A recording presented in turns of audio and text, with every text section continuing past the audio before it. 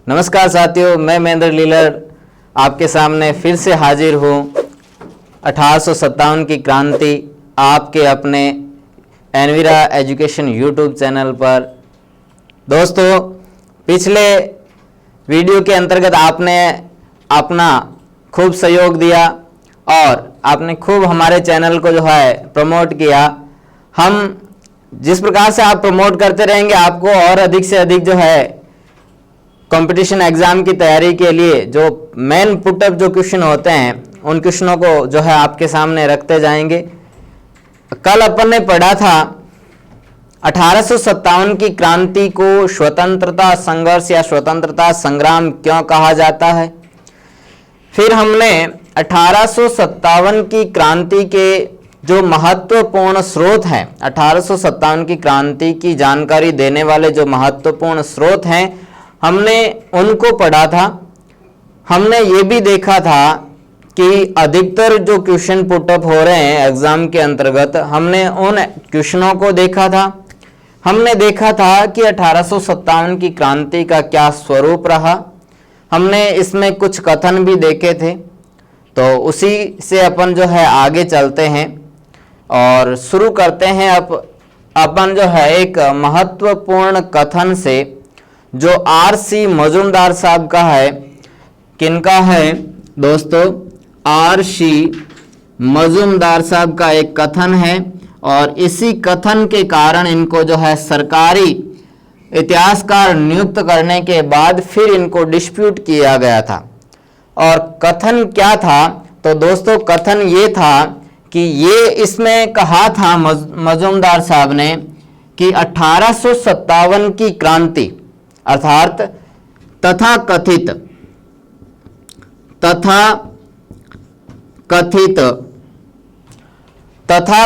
राष्ट्रीय स्वतंत्रता संघर्ष, तथाकथित राष्ट्रीय स्वतंत्रता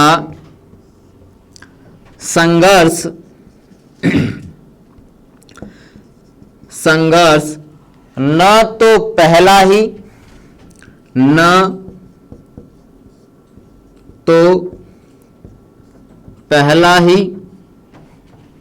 न राष्ट्रीय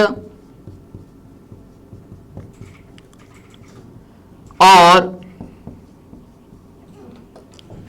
न स्वतंत्रता संग्राम था। हमारे इतिहासकार है आर.सी. मजूमदार साहब। इन्होंने जो है स्पष्ट कर दिया था कि 1857 की क्रांति जो है वह कोई राष्ट्रीय स्वतंत्रता संघर्ष नहीं है।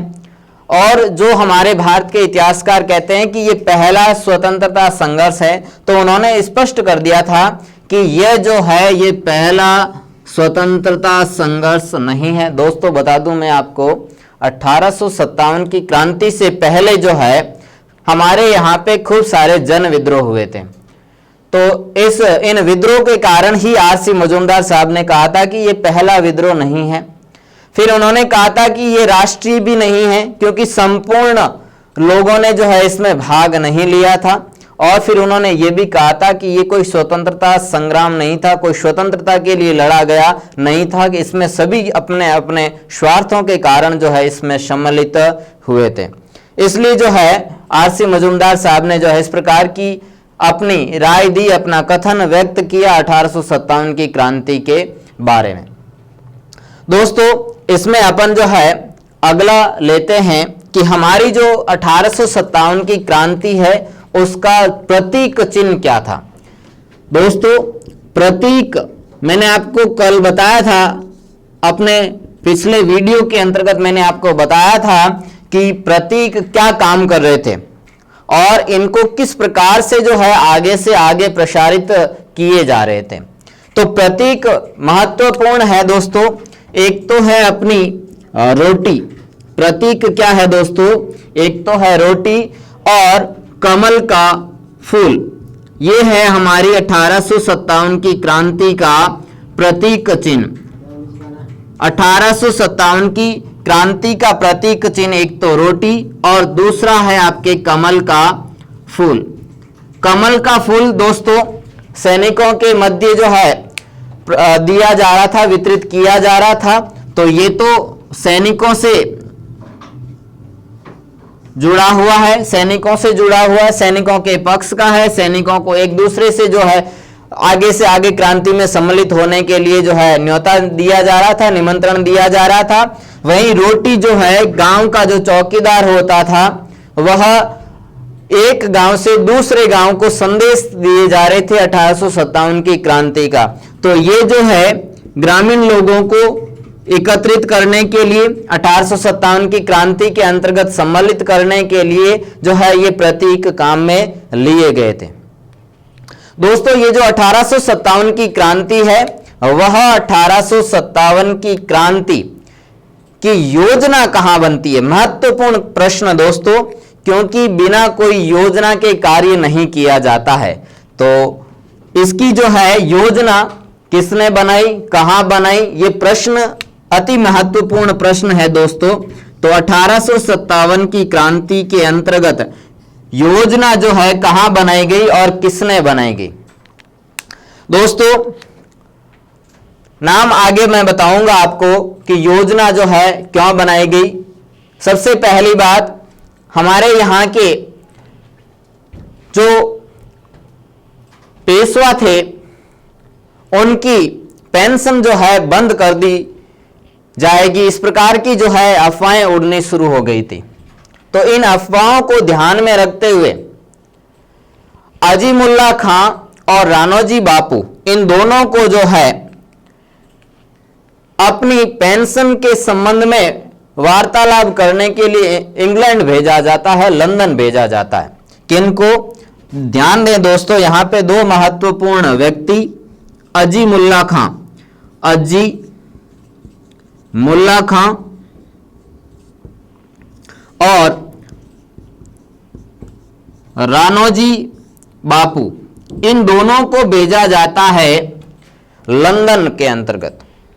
जब इनको लंदन भेजा गया था तो लंदन के अंतर्गत ही इन दोनों ने 1857 की क्रांति का क्या बनाई थी? योजना बनाई थी। प्लान किया गया था कि हमें जो है किस प्रकार से अंग्रेजों को भारत से निकालना है और उनको निकालने के लिए हमें क्या करना पड़ेगा।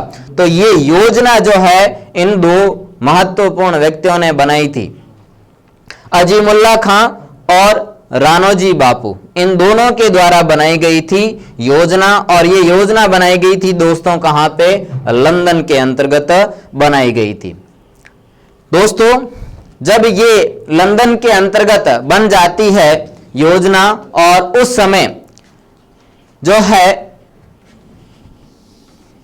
कानपुर के अंतर्गत योजना को जो है आगे बढ़ाने के लिए सभी सहमत हो जाते हैं। तो सभी ने मिलकर के निश्चित किया कि हमें डेट क्या रखनी है, हमें डेट क्या रखनी है, हमें जो है किस प्रकार से ये हमारा प्लान है इसको निश्चित करना है और कब करना है। तो इसको जो है 1857 की क्रांति को प्रारंभ करने के लिए, शुरू करने के लिए तिथि नियुक्त की गई थी कि हमें किस दिन एकजुट होकर के अंग्रेजों को हमारे देश से, इन गोरे लोगों को हमारे देश से खदेड़ना है, बाहर फेंकना है। तो वह तिथि जो है नियुक्त की गई थी, तय की गई थी 31 मई, 31 मई को जो है ये तय किया गया कि 31 मई को हम संपूर्ण राष्ट्र के अंतर्गत विद्रोह करेंगे, क्रांति करेंगे, ताकि हम अंग्रेजों को यहां से भगा सके। दोस्तों बहुत सारे ऐसे कारण थे, अंग्रेजों से जो है नाराज थे, लगभग हर वर्ग नाराज था। और उसी नाराजगी के चलते ही इस तय तिथि से पहले ही 31 मई से पहले ही ये क्रांति प्रारंभ हो जाती है। उसके लिए जो है एक घटना घटित होती है एक जो है महत्वपूर्ण घटना घटित हो जाती है और ये घटना जो है वह आपके 29 मई को घटित हो जाती है। बैरकपुर छावनी के अंतर्गत मंगल पांडे नामक जो हमारे देश के क्रांतिकारी, उन्होंने अपने ही अधिकारियों को उनके जो ऑर्डर्स थे उन ऑर्डर्स को मानने से इनकार कर दिया और बाघ और ह्यूशन नामक अधिकारियों पर क्या चला दी थी, गोलियां चला दी थी। इसी घटना के कारण ही ये क्रांति समय से पूर्व ही प्रारंभ हो जाती है, शुरू हो जाती है। दोस्तों, घटना मैंने अभी बताई आपको, तय थी 31 मई, लेकिन हो जाती है कब, 29 मार्च को, 29 मार्च को जो है ये हमारी 1857 की पहली घटना घटित हो जाती है। दोस्तों, अभी मैंने बताया था मंगल पांडे बहुत ही चर्चित व्यक्ति 1857 की क्रांति का, मंगल पांडे, जिसने बैरकपुर छावनी के अंतर्गत, किस छावनी के अंतर्गत, बैरकपुर छावनी के अंतर्गत जो है एक सैनिक थे और अपनी ही अधिकारियों को गोली मार करके उनकी हत्या कर दी थी। उनको पता था दोस्तों कि 1857 की जो ये क्रांति सभी तय कर रहे हैं और मैं अपने ही अधिकारियों को मार रहा हूं, तो निश्चित है इनको पता था कि अंग्रेज मुझे छोड़ने वाले नहीं हैं, लेकिन अब मैं अंग्रेजों की जो दास्ता है वह स्वीकार नहीं करूंगा। जैसे ही मंगल पांडे ने जो है ह्यूशन और बाघ को गोली मार करके उनकी हत्या कर दी जाती है, उनको जो है मार दिया जाता है, तब मंगल पांडे को गिरफ्तार कर लिया जाता है और 8 अप्रैल को, दोस्तों 8 अप्रैल को इनको जो है फांसी के फंदे पर जो है लटका दिया जाता है। दोस्तों, फांसी के फंदे पर जो है मंगल पांडे को क्या कर दिया जाता है, लटका दिया जाता है। मंगल पांडे को क्या दे दी जाती है, फांसी दे दी जाती है। ये थी दोस्तों 1857 की क्रांति की घटना। प्रश्न यहां पे पुटअप करें दोस्तों, राइट डाउन करें अपनी नोटबुक के अंतर्गत कि 1857 की क्रांति का प्रथम शहीद कौन था। बहुत ही महत्वपूर्ण प्रश्न दोस्तों, मंगल पांडे से संबंधित। प्रथम शहीद कौन था, मंगल पांडे था। प्रथम शहीद मंगल पांडे ही था। ध्यान दें दोस्तों, ये थी हमारी महत्वपूर्ण पहली घटना जिसके कारण जो है ये प्रारंभ हो जाती है 1857 की क्रांति। दोस्तों, ये तो थी हमारी घटनाएं। अब है कि प्रारंभ कहां से होता है। कल मैंने आपको कहा था कि हम तिथि पढ़ेंगे, प्रतीक पढ़ेंगे, घटनाएं पढ़ेंगे और आज अपन जो है पढ़ रहे हैं कि 1857 की क्रांति की शुरुआत कहां से और कब होती है। छोटे जो भी हमारे कंपटीशन के एग्जाम है, चाहे पुलिस का हो, चाहे एलडीसी का हो, चाहे 4th क्लास का हो, सभी के अंतर्गत ऐसे छोटे प्रश्नों को जो है ध्यान से पढ़ना होता है और ये हमारा प्रश्न वहीं पे जाता है कि 1857 की क्रांति की शुरुआत जो है वह कहां से होती है। तो दोस्तों 1857 की क्रांति की शुरुआत जो है होती है 10 मई को। कब होती है दोस्तों, 10 मई को।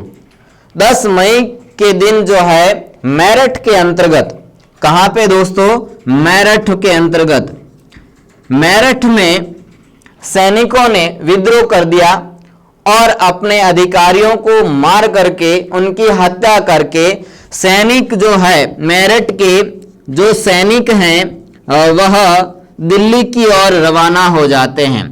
कहां रवाना हो जाते हैं दोस्तों, दिल्ली की ओर रवाना हो जाते हैं और विद्रोह का बिगुल बजा देते हैं। कब दोस्तों, 10 मई को। 10 मई को जो है अपना बिगुल बजा देते हैं 1857 की क्रांति का। दोस्तों 10 मई के दिन जो है अपना 1857 की क्रांति शुरू हो जाती है और अब ध्यान दे दोस्तों, महत्वपूर्ण अगला प्रश्न, हमारा अगला प्रश्न जो बनेगा कि ये 1857 की क्रांति जो है वह हुई है तो क्यों हुई है, क्या कारण रहे हैं, किन कारणों की वजह से हमारे यहाँ के लोगों ने 1857 की क्रांति के अंतर्गत भाग लिया और अंग्रेजों को यह सोचने पर मजबूर कर दिया कि हम अब जो है भारत पर और अधिक शासन नहीं कर सकते हैं।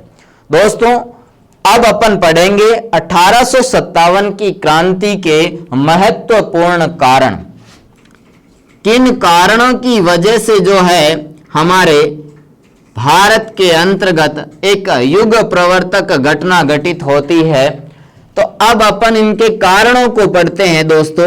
पहला कारण अपन लेंगे राजनीतिक कारण। दोस्तों, मैं पहले थोड़ा सा आपको बता दूं कारण शुरू करने से पहले कि ये जो कारण है हर वर्ग के द्वारा जो है असंतुष्ट होने के कारण जो है घटित हुए। हर वर्ग का व्यक्ति अंग्रेजों से नाराज था। तो अपन पहला कारण लेते हैं राजनीतिक कारण। कौन सा कारण दोस्तों? राजनीतिक कारण। अगला कारण अपन जो लेंगे वो कारण होगा हमारा प्रशासनिक कारण। अगला कारण होगा हमारा प्रशासनिक कारण। अगला कारण होगा हमारा सामाजिक और धार्मिक कारण। सामाजिक और धार्मिक कारण। इन कारणों के अलावा भी खूब कारण है। आर्थिक कारण, उनको भी हम लेंगे, तात्कालिक कारण भी लेंगे हम, सैनिक कारण भी लेंगे हम। पहले अपन जो है शुरुआत करते हैं कारणों के अंतर्गत। कौन से कारण की? कारण है हमारा राजनीतिक कारण। दोस्तों, मैंने आपको बताया था 1757 की घटना और वहीं से जो है 1857 की क्रांति के बीज जो है वहां से ही देखने को मिलते हैं हमें, और अंग्रेजों के साम्राज्य की स्थापना भी वहीं से होती है। तो अपन राजनीतिक कारण शुरू करने से पहले थोड़ा सा ये देख लें कि हमारे यहाँ के जो नवाब थे, जो राजा महाराजा थे, वो सभी आपस में एक दूसरे से नाराज थे। उनका फायदा उठाया था किन्होंने? मैंने बताया था आपको, अंग्रेजों ने। अंग्रेजों ने जो है चित भी अपना रखा, पुट भी अपना रखा, दोनों तरफ। इधर इस राजा के पास भी अपने सहयोगी, इस राजा के पास भी अपने सहयोगी, और अपनी सेना वहां पे स्थापित करने के लिए जो है दोनों को ही राजी कर लिया था। बाद में ये देखा गया कि ये जो राजा महाराजा हैं वे राजे महाराजे हमारी ही दया पर होने चाहिए, राज करने चाहिए। ये स्वतंत्र रूप से किसी प्रकार का कोई निर्णय न ले पाए। इस कारण जो है उनको कुछ अंग्रेजों के साथ संधियां करनी पड़ी। राजा महाराजाओं, नवाबों और जमींदारों, इन सब के द्वारा जो है अंग्रेजों के साथ संधियां की गई, और उन्हीं संधियों के कारण जो है वो सभी अंग्रेजों के अधीन हो जाते हैं। देखें, ध्यान दें दोस्तों, राजनीतिक कारण के अंतर्गत मुख्य दो व्यक्ति जो ऐसे थे जिनका कार्यकाल ऐसा था कि भारतीयों का अधिक से अधिक शोषण किया गया था, वे दो अंग्रेज गवर्नर थे। एक तो थे अपने वेलेजली। कौन थे दोस्तों? वेलेजली। ये वेलेजली ने जो है भारत में किस प्रथा की जो है शुरुआत की थी। और अगले हैं हमारे डलहौजी महोदय। अगले अंग्रेज अधिकारी हैं डलहौजी। इन दोनों के माध्यम से ही, इन दोनों के कर्मों से ही भारतीय सबसे ज्यादा अंग्रेजों से नाराज हो जाते हैं। इन दोनों से ही जो है, इन दोनों के कार्यों से ही भारतीय नाराज हो जाते हैं। ये वेलेजली जो है, इन्होंने भारत के अंतर्गत सहायक संधियों की स्थापना की थी, यानी भारत के अंतर्गत प्रश्न महत्वपूर्ण प्रश्न है दोस्तों। सहायक संधियों के जनक, भारत में सहायक संधियों के जनक कौन थे? तो ये संधियों के जनक हैं कौन? आपके वेलेजली।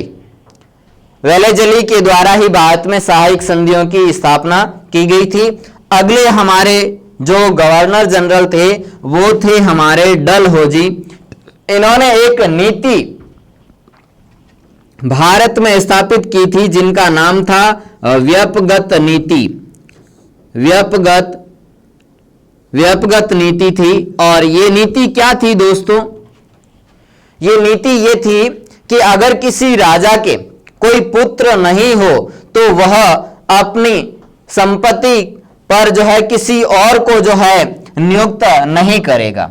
वह जो है किसी और को अपने बाद में अपना उत्तराधिकारी नहीं बनाएगा। उसकी जो भी जागीर है वह सारी जागीर कहाँ मिला ली जाएगी? अंग्रेजी साम्राज्य में मिला ली जाएगी, ब्रिटिश साम्राज्य के अंतर्गत मिला ली जाएगी।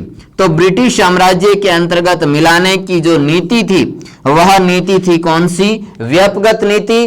और व्यापगत नीति को ही जो है शुरुआत की थी किन्होंने? डलहौजी महोदय ने। इन दोनों की, तो दोस्तों सुने, इन दोनों की ही नीतियों के कारण भारत के अंतर्गत हर वर्ग जो है अंग्रेजों से नाराज हो जाता है। और इन्हीं सहायक संधि और व्यापगत नीति के कारण ही 1857 की क्रांति होती है भारत में। ध्यान दे दोस्तों, केवल यही नहीं, केवल इन नीतियों से ही जो है नाराज नहीं थे। आगे ध्यान दें, हमारे जो भारत के अंतर्गत हर व्यक्ति की जो निष्ठा होती है वह उस समय निष्ठा थी मुगल सम्राट में। बहादुर शाह जफर जो थे अंतिम मुगल बादशाह 1857 की क्रांति के समय में। तो ध्यान दें दोस्तों, यहां पे जो है 1857 की क्रांति के समय मुगल सम्राट जो थे, मुगल बादशाह जो थे, वो भी नाराज हैं। किन से? अंग्रेजों से। नवाब है बंगाल के, वो भी नाराज है। किन से? अंग्रेजों से। जमींदार नाराज है, वो भी किन से? अंग्रेजों से। तो ये जो मुगल सम्राट थे, इनकी बादशाहत को खत्म करने के लिए डलहौजी ने कहा था कि अब आप अपना लाल किला जो मुगल सम्राट के रहने के लिए था उनको खाली करने का आदेश दे दिया था। और ये कह दिया था कि आप तो जो दिल्ली के अंतर्गत कुतुब मीनार बनी हुई है उस दिल्ली के अंतर्गत कुतुब मीनार के पास ही जाकर के आम जनता के मध्य रहो, आपके लिए कोई जो है किले की आवश्यकता नहीं है, क्योंकि आप कोई करता धरता नहीं है। तो यहां पे मुगल सम्राट को जो है क्या किया गया था? अपमानित किया गया था। और यह अपमान जनता ने स्वयं पर लिया था, अपने आप पर लिया था, क्योंकि मुगल सम्राट के अंतर्गत उनकी आस्था थी, निष्ठा थी।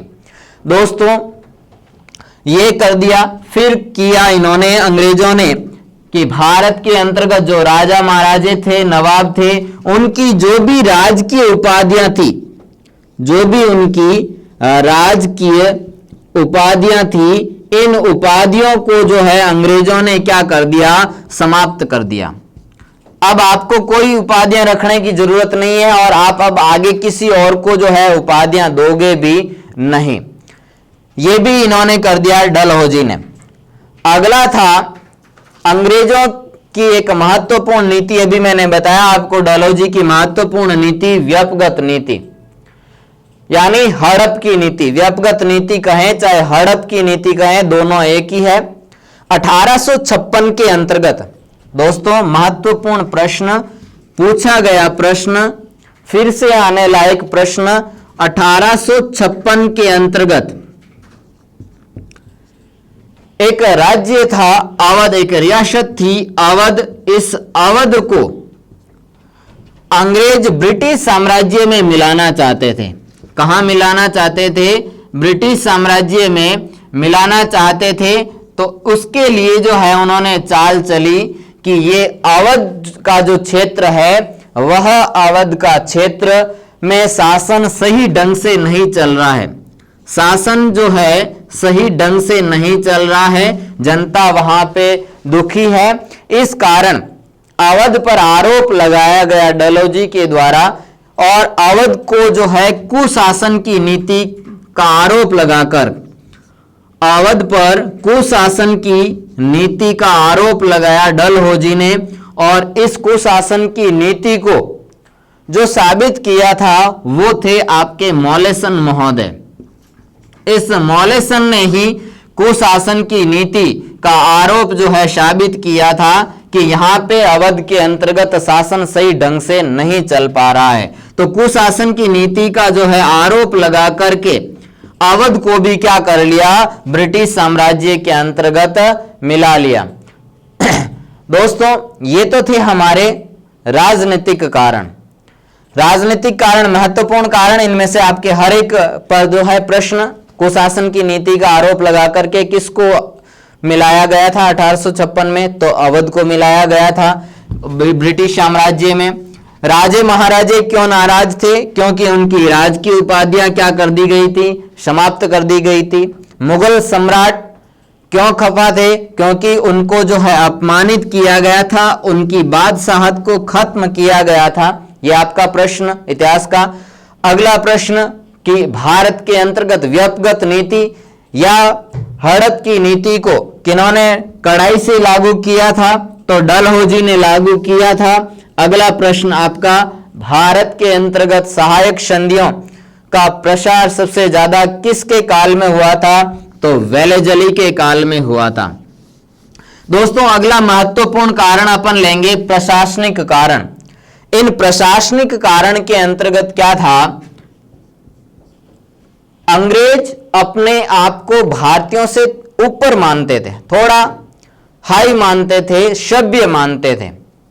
इसलिए प्रशासन के अंतर्गत जो भी पद होते थे, उच्च पद होते थे, तो उच्च पदों पर तो आसीन करते थे किनको, अंग्रेजों को।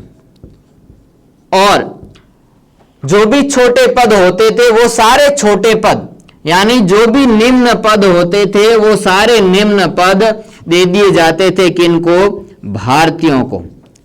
भारतीयों को दोस्तों उच्च पद नहीं दिया जाता था, भारतीयों को उच्च पद नहीं दिया जाता था, केवल निम्न पदों से ही जो है उनको खुश होना होता था।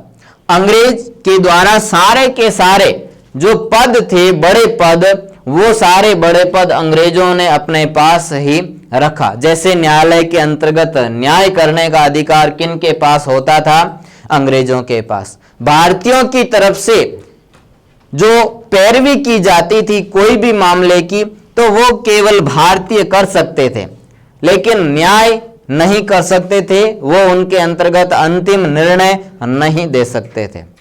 ये कारण था दोस्तों प्रशासनिक कारण 1857 की क्रांति का।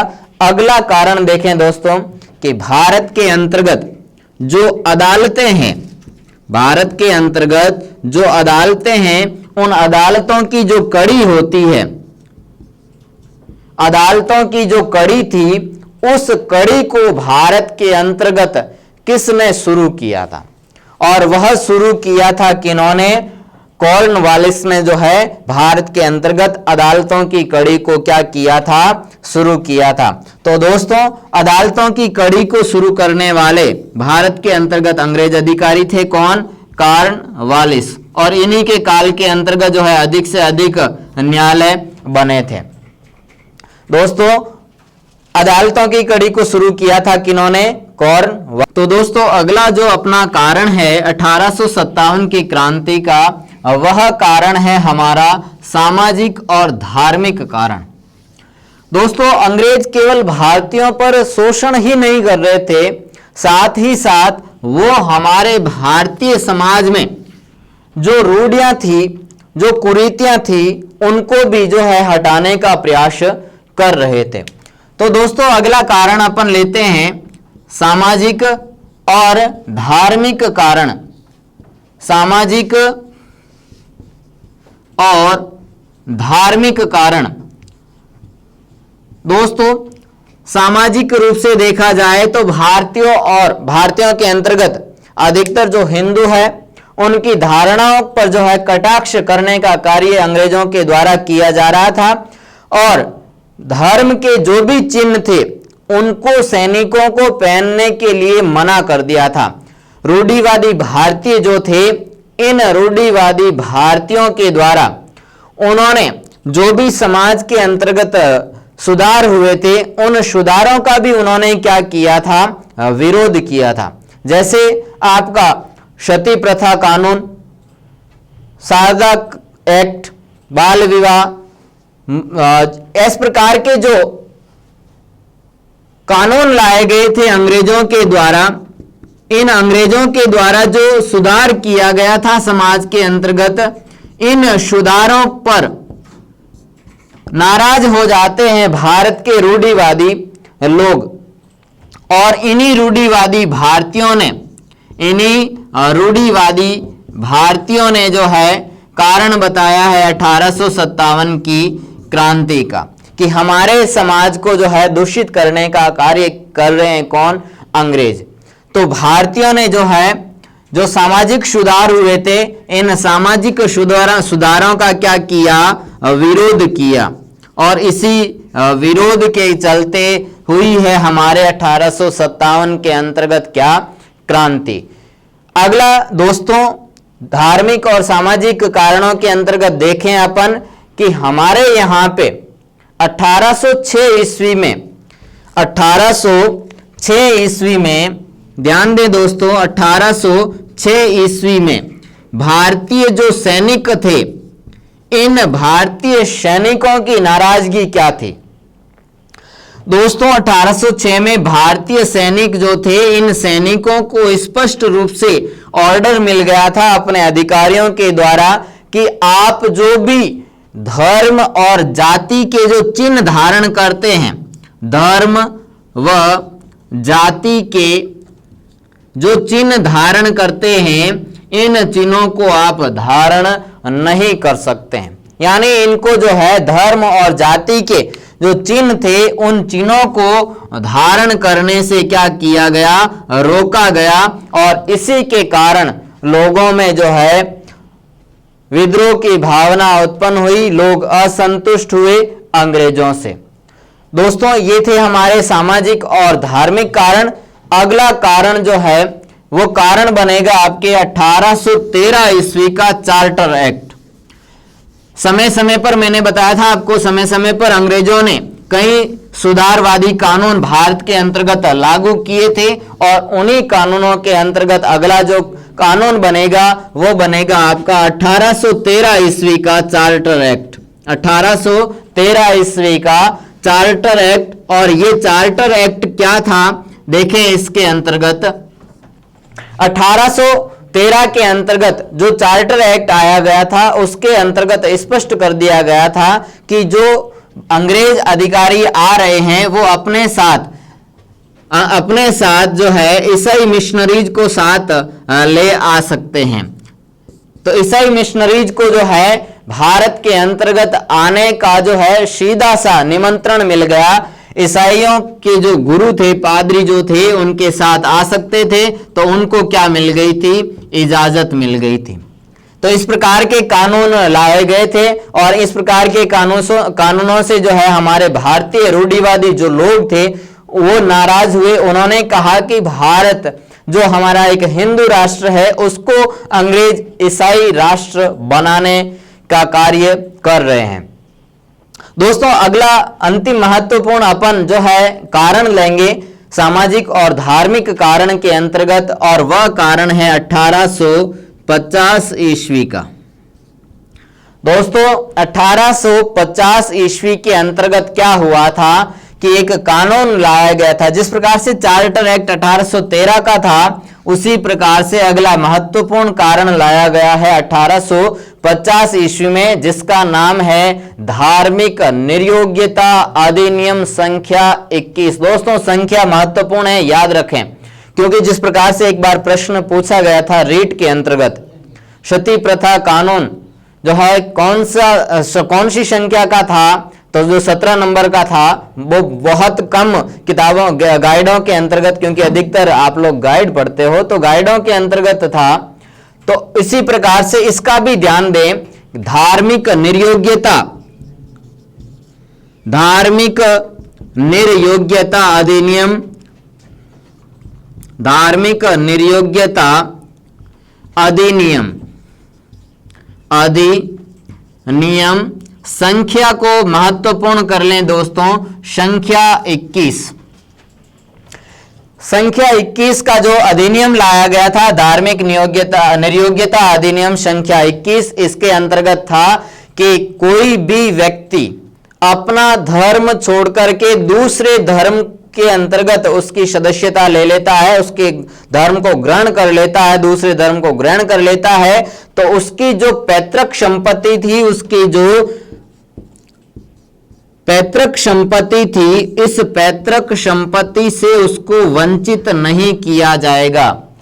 जबकि भारतीयों की धारणा थी कि अगर कोई धर्म छोड़ देता है, अपने पिता दादा का धर्म छोड़ देता है, तो वह अपने पिता और दादा के द्वारा जो संचित की गई संपत्ति थी उसमें वो जो है हिस्सेदारी नहीं जो है साबित कर सकता। लेकिन अंग्रेजों ने चाल चली कि आप जो है इस कानून के बाद किसी भी प्रकार का कोई भी धर्म हो उसको स्वीकार कर सकते हैं। हिंदू हो तो वो मुसलमान या फिर ईसाई धर्म धारण कर सकता है, या कोई मुस्लिम है तो वो हिंदू धर्म को भी धारण कर सकता है या ईसाई धर्म को भी धारण कर सकता है, और उसकी जो पैतृक संपत्ति है उसको नहीं, पैतृक संपत्ति से वंचित नहीं किया जाएगा। दोस्तों आज की क्लास के अंतर्गत अपन इतना ही करेंगे। आगे जो है महत्वपूर्ण अपने कुछ कारण बच रहे हैं, उन कारणों को लेंगे। तो किन कारणों को लेंगे आगे अपन, महत्वपूर्ण है दोस्तों, एक तो है हमारा आर्थिक कारण।